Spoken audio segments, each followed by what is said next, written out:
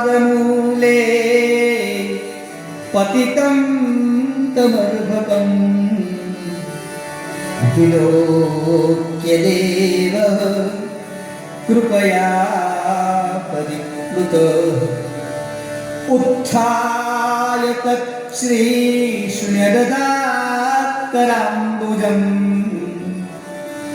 कालाभिवित्रस्तदीयां कृतावयम्। ऋषि भगवान गदगदित हो गया। જે દંડવત પ્રણામ કરતા હતા એ પ્રહલાદને બાહુથી ઊંચા કર્યા છે અને પોતાના હૃદય તરફ ચાપ્યા છે। જેવી રીતે જેમ ગાય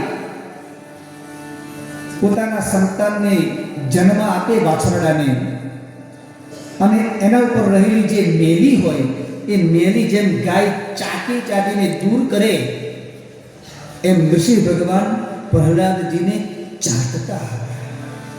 તો વિચાર કરો આપણા શરીરનું સર્વશ્રેષ્ઠ અંગ કયું? તો કે જીભ। જીભથી ચાટતા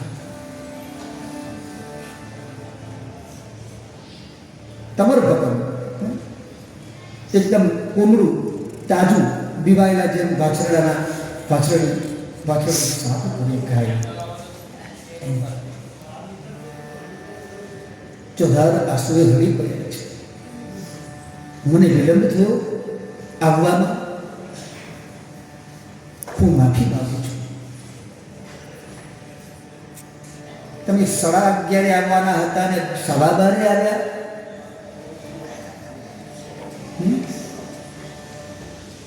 ક્ષમ્યતા।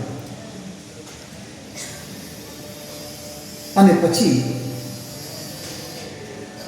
હિરણ્યકશિપુને પકડ્યો છે અને પોતાના જાંઘ પર સુવાડ્યો છે અને પછી કે લાવ તારા વરદાનનું લિસ્ટ બોલ, તું ઘરની અંદર છે કે ઘરની બહાર? કે હું ઘરમાં પણ નથી અને ઘરની બહાર પણ નથી। તું આકાશમાં છે કે ધરતી ઉપર?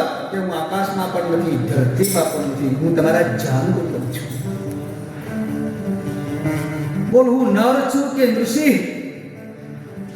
કે તમે સિંહ પણ નથી અને નર પણ નથી।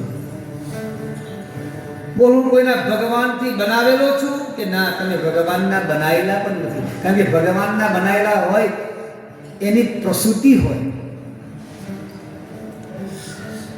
તમે તો જળથી ઉત્પન્ન થયેલા છો, તમે નરથી પણ નારાયણ આદિ નારાયણે પણ તમારી રચના નથી કરી।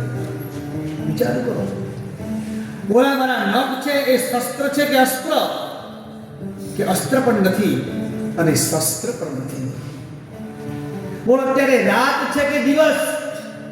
કે અત્યારે રાત પણ નથી અને દિવસ પણ નથી, સંધ્યાકાળ છે। અને પોતાના નખ હૃદયની અંદર ચાપ્યા છે અને પછી બોલો બોલો શ્રી નૃસિંહ ભગવાન